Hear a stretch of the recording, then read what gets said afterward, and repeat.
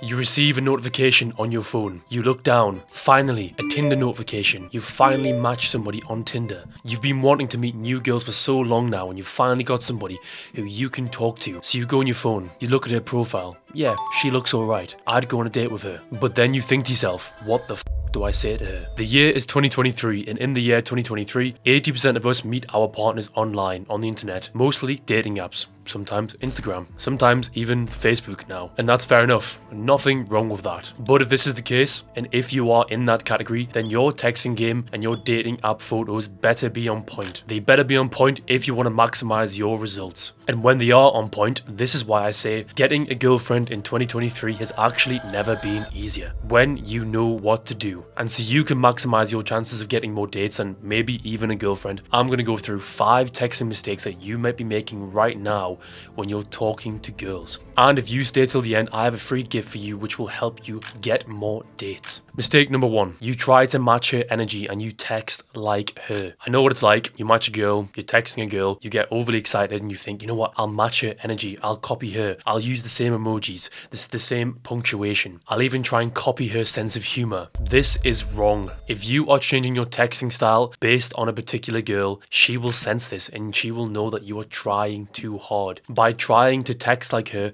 all you are actually doing is friend zoning yourself, because she does not want to date herself or even somebody like her. She wants to date a man, and a man who is masculine would not text like that. If she is to find you attractive, you must actually polarize. You must be different to her. You must seem different to her, because only then will she actually be able to find you attractive. Mistake number 2. You overuse emojis and punctuation. Just like I said in the last mistake, if she uses a lot of emojis and a lot of punctuation, should you be doing that too? No, you shouldn't be doing that. To use a lot of emojis and punctuation, this is a feminine thing to do. By doing this, you seem feminine. Does this mean you can never use punctuation or emojis? No, of course not. But if you're putting 6 crying, laughing faces followed by the monkey emoji like this, what do you think that's going to say to her? You're going to seem very feminine, very expressive. Whatever she will say, she does not want to date a girly girl or a feminine man. I don't care how accepting she says she is. What will turn her on is actually the opposite of what she says she wants. So bear that in mind when she tells you she wants a certain behavior from you. Mistake number 3. Now this is probably the most obvious one that most of us are aware of, yet so few of us actually are able to stick to it. This is responding too fast. It can be so tempting to text her back pretty much immediately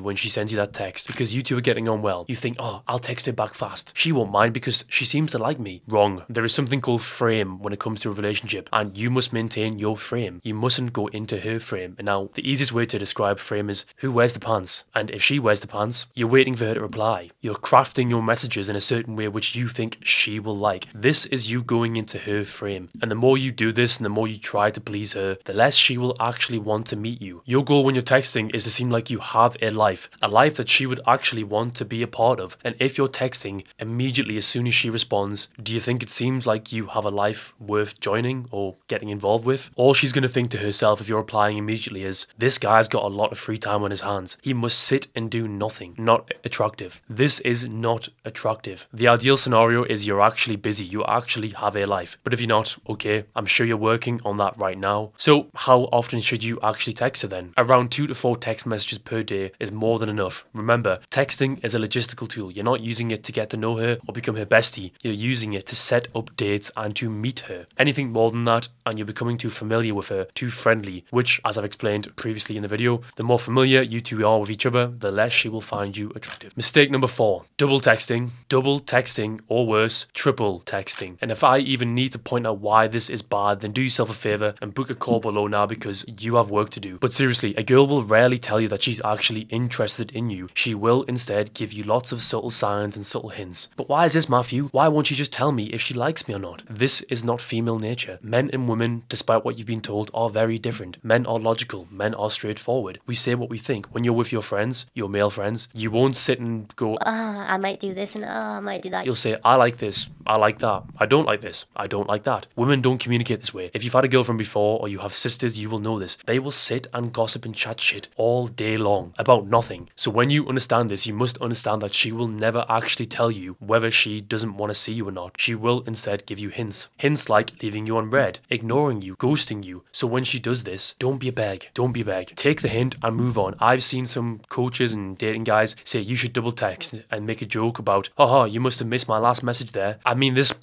could possibly work, but I think even then, if you're having to beg her to remind her, I just text you there, by the way, please reply to me. It's very needy. It's very desperate. When a girl really wants to meet you and she does like you, she won't forget to text you. She will make effort. And if you're having to remind her that she forgot to text you, even if she does agree to meet you, do you think the quality of the date's going to be that good? Or do you think you're going to have to work very hard to win her over? You're going to have to work very hard to win her over. Is that the sort of date you want to be wasting your time and money on? No. Go for the girls who actually choose you, because they will put effort in and they will text you. And finally, we have our mistake number 5, being overly sexual. Now, there is a very fine line between flirting and being overly sexual. And as a rule of thumb, if you are actually mentioning the act or the deed or the details of that thing, you've gone too far. Even if she prompts this conversation or she goes along with it, I have never had a very sexual conversation and actually met the girl. It always scares them off. Unless you've already slept with them, it always scares them off. They don't want to talk about this shit, don't want to hear about it because you're a stranger. I know for you as a guy, you're a little horny person on the other end of a phone. Even if she seems horny, she doesn't care. She doesn't want to engage in that conversation. So don't do it. And I actually think this is a shit test more often than not. I think they will engage and prompt these certain sexual conversations because they want to see how desperate you are, how needy you are, if you're thirsty, if you'll go along with it. Because I've seen some pretty horrendous texts from guys when they're more or less begging a girl for you know what. And if you're doing that, obviously it's going to put her off. So as a rule of thumb, stay away from the conversation. You can flirt with her, but don't make it overly sexual. I have found the best way to make reference to things like this, if you want to escalate the conversation, which you should be, is to actually go to the other end of the extreme. So if she went suddenly flirtatious and she was sexually escalating the conversation, I would say,